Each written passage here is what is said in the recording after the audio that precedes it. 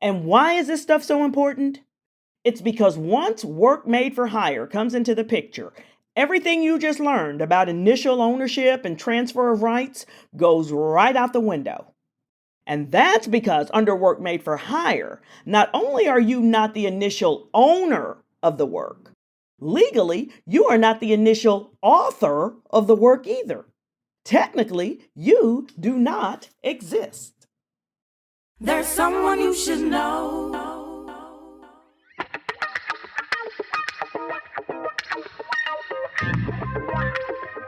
Hey everybody, welcome to the BOM Podcast. BOM stands for Business of Music Bootcamp, which means that this is the place where we will drill down on the business and legal aspects of the music industry. Everything from copyrights and contracts to policies and practices. Whatever it takes to educate and empower you with the knowledge you need to make informed decisions about how to protect yourself and your music is what you'll find on the BOM. I'm your host, Professor Butler, and as a retired entertainment attorney, former record label executive, music law professor, and college administrator, I have counseled thousands of artists and musicians on the intricacies of the music business. Now it's your turn.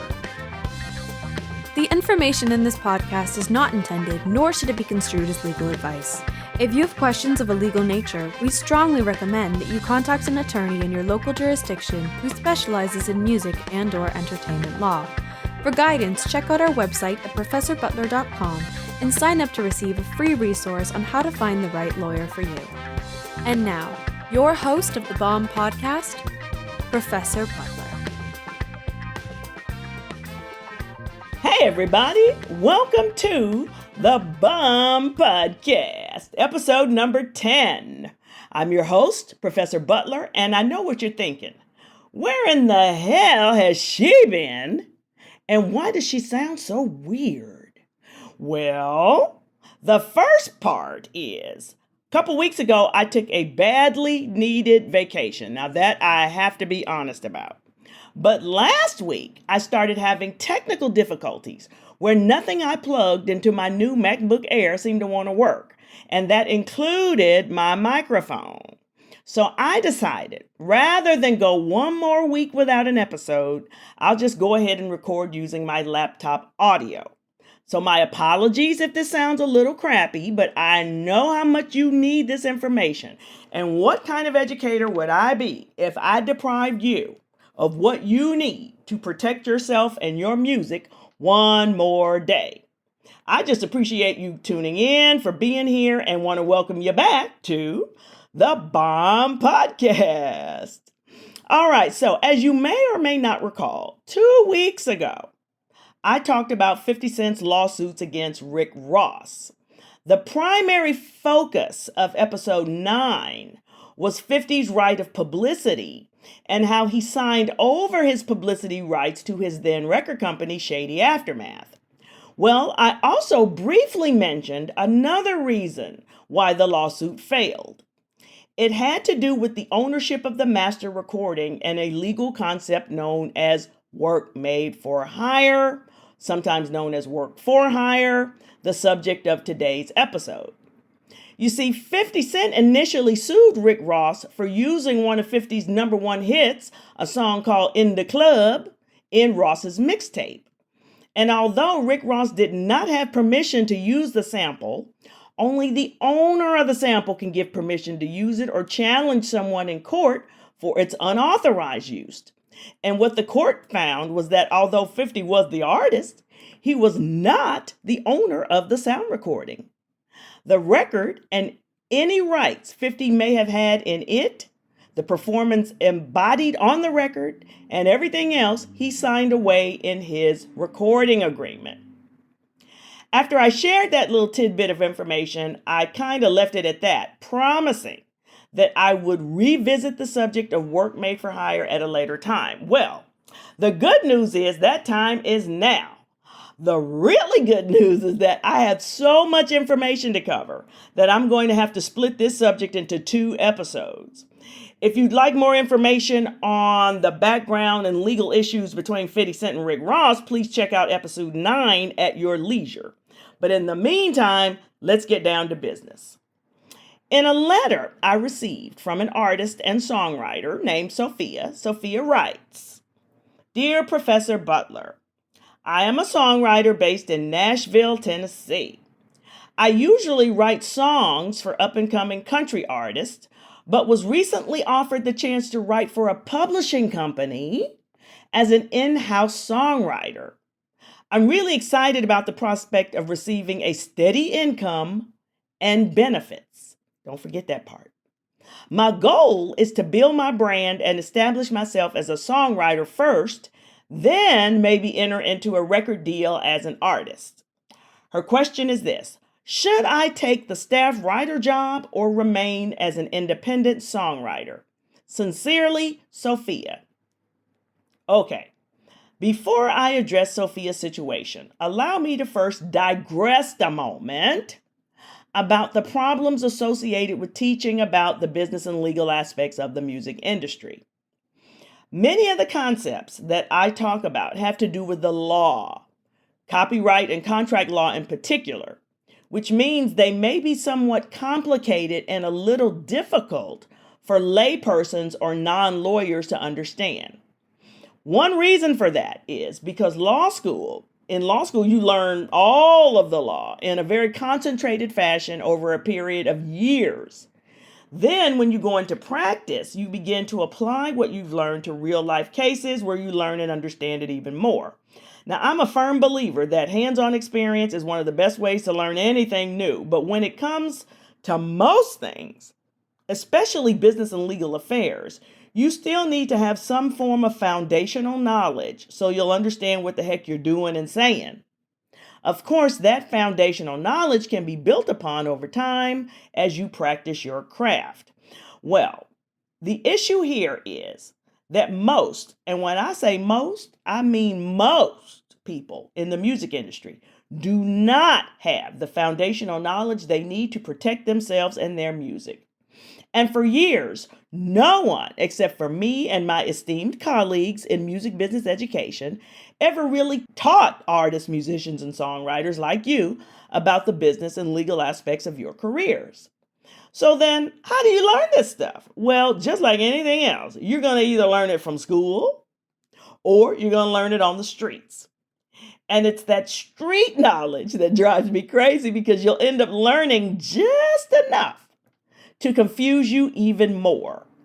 That's the issue with work made for hire, and that's why I created this podcast. I've taken the time to break down these concepts for those of you who are learning about them for the very first time, as well as for those of you who have heard about them before, but either learned it wrong or didn't learn it enough to apply it.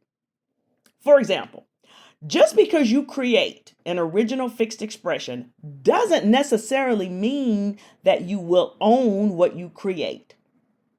And just because you hire someone to create an original fixed expression for you, that doesn't necessarily mean that you will own what they create. When I say original fixed expression, I'm talking about copyrightable material, copyrightable works. So let's break this down even further. In order for an artistic work to be copyrightable or protected by copyright law, the work, whether it's a book, a poem, a painting, a photograph, a screenplay, a film, or a song, must first be original, meaning that there must exist some form or modicum of creativity. It must be fixed, meaning it has to exist in some tangible form or medium. And it must be an expression of an idea or a theme as opposed to an idea itself, which is not copyrightable. So the general rule of initial copyright ownership is this: whoever creates the original fixed expression is the one who owns it. You are the author of the work, and you are the initial owner of the work. And the only way you can create a work and not own it is if you transfer those rights to somebody else, or if it's a work made for hire. Now, if you transfer the rights, you may still be the author, but you are no longer the owner. The person you transferred the rights to is now the owner. So let's take a look at our friend Sophia. Sophia writes a song. She wrote the song, so she's the creator and author of the song. And because she's the initial author of the song, she is also owner of the song. That's simple enough. She created it, she owns it. Just like you. You create it, you wrote it, you own it. And if you and Sophia just happen to write a song together, you both created it, so you both own it. Either way, this is easy. Now, let's say Sophia assigns or otherwise transfers the rights to her song to somebody else. Sophia is still the author of the song because she wrote the song, but the person she assigned it to just became the owner of the song. They hold the copyrights in and to the song. Now, I know it sounds like I'm repeating myself, but this is really important foundational stuff that most people never learn. And why is this stuff so important? It's because once work made for hire comes into the picture, everything you just learned about initial ownership and transfer rights goes right out the window. And that's because under work made for hire, not only are you not the initial owner of the work that you just created, legally, you are not the author of the work either. Technically, you do not exist. Okay, that may be stretching it a little bit, so let's start with the definition of a work made for hire and take it from there. According to Title 17 of the United States Code, Section 201A, which you don't need to memorize, I just like to put it in there for reference, in the case of initial ownership, copyright in a work protected vests initially in the author or authors of the work. The authors of a joint work are co-owners of the copyrighted work. Basically, that's what I just said. The person who creates the work is considered the author and the automatic owner of the copyright in that work. You created it, you're the author, and you're the owner. If you created it with somebody else, like you and Sophia created it, both you and Sophia are the authors and the owners. All right. However, in the case of a work made for hire, the employer or other person for whom the work was prepared is considered the author and automatic copyright owner of the work, unless the parties have expressly agreed otherwise in a written agreement signed by both parties. So what do I mean by that? If you create a work while employed by someone, or if someone hires or commissions you to create the work, whether you're their employee or not, they not only become the owner of the work, but for the purposes of this statute, they are also considered the author of the work. This generally happens in one of two situations. Either the work was prepared by an employee within the scope of his or her employment, or the work was specially ordered or commissioned for work within or use within one of 9 categories that I'll describe in next week's episode, because that's a whole nother can of worms. First, let's take a look at a work prepared by an employee within the scope of his or her employment. So let's say Bill Gates hires you to create computer programs and operating systems. That's your job.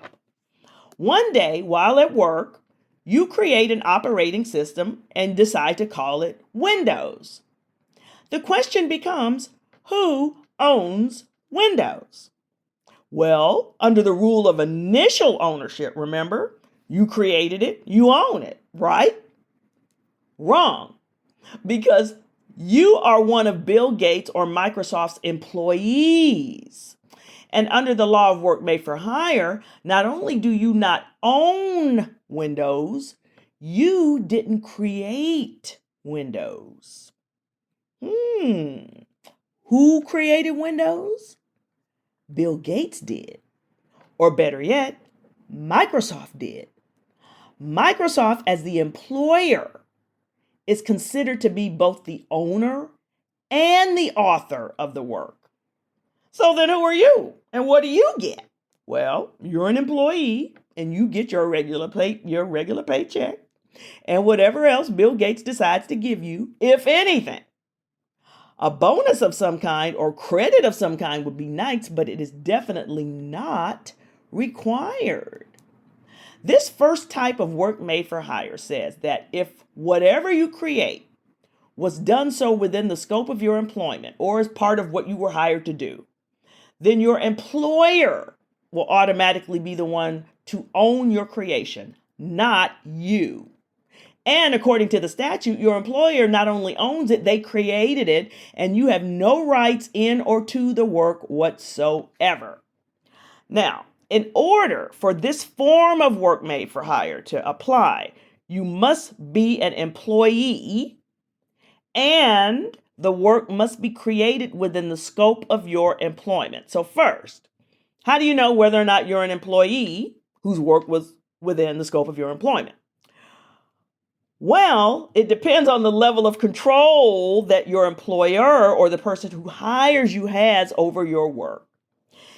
If the question of ownership ever goes to court, the court will ask things like, did the employer provide the tools or equipment you needed for you to perform the work?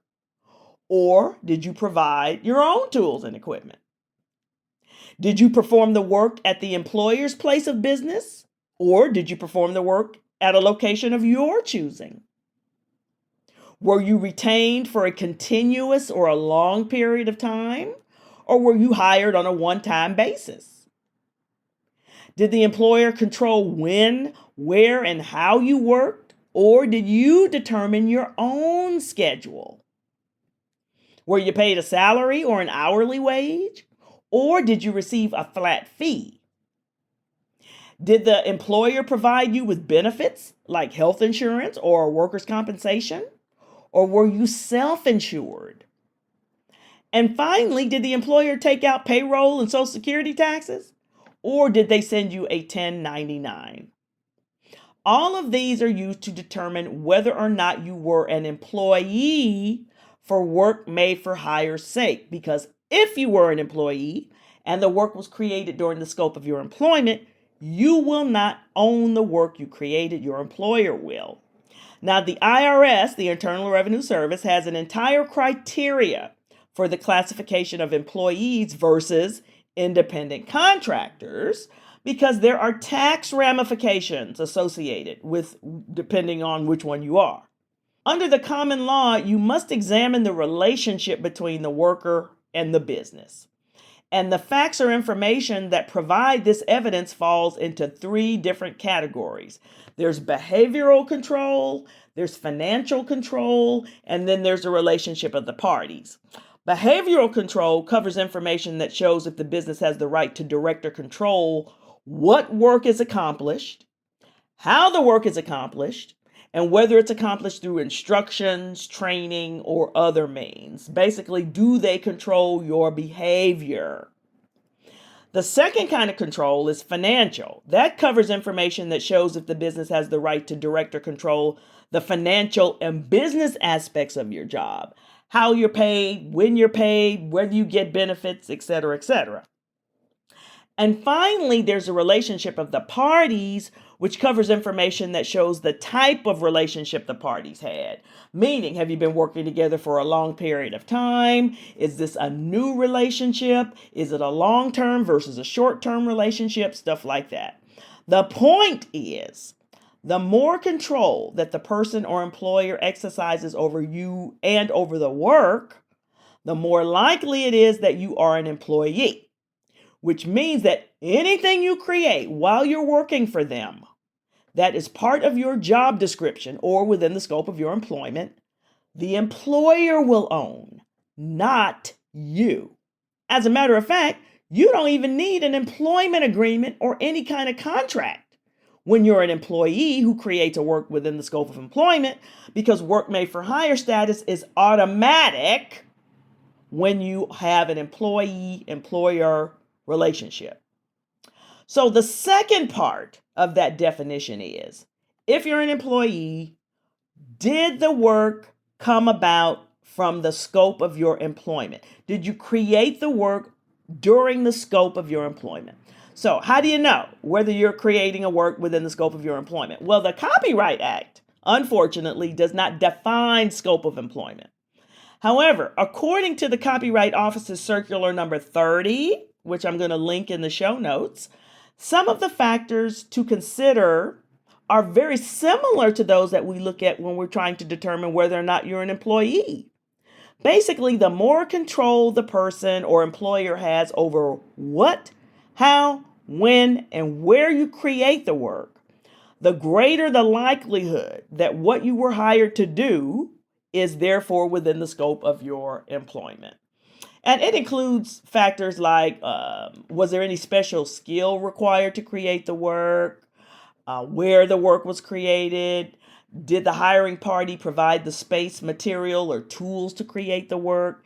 How long was the relationship between the parties? Did the hiring party have the right to assign other projects to you besides the one in question? Could they direct you as to when and how long you work? How were you paid? Any benefits? Any taxes? Could you use assistance? Were you assigned any help? All sorts of stuff.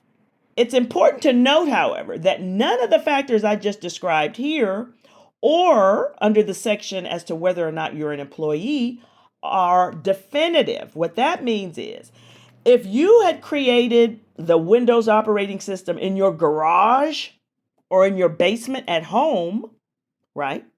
And that's what you were hired by the company to do, there's still a good chance that Microsoft would own your work. So scope of employment, like I said, includes a variety of factors that they kind of weigh back and forth, but it does not have to include all of the factors. So what about our Sophia? Well, right now, Sophia owns every song she writes.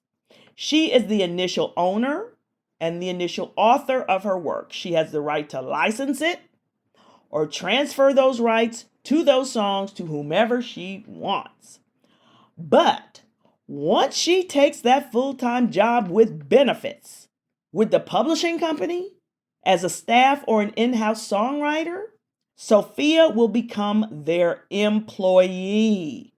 And if she fits most, not necessarily all, of the criteria for employment, and part of her job or her job description is to write songs for her employer, meaning that the songs she writes will fall within the scope of her employment, then the publishing company that Sophia works for will own every song she writes. And just so you know, they don't have to give her credit or put her name on the songs either. The company is both the owner and the author of the songs. So what does Sophia get? Well, she probably gets a regular paycheck, right? She might get a Christmas bonus, but that's about it. If the company wants her to receive credit or even royalties for that matter, that will be entirely up to them and will usually be determined by some form of employment or staff writer contract. But when it comes to work made for hire, because they own everything she writes, they don't have to give her a dime outside of her regular paycheck. So if Sophia wants to build up her name and grow her brand as a songwriter, becoming a staff writer might help her to gain valuable writing experience, but it won't help her build her brand. Because not only won't she own or control any of her songs, she may not even receive credit for writing them. Basically, Sophia becomes a ghost. Hence the term ghost writer.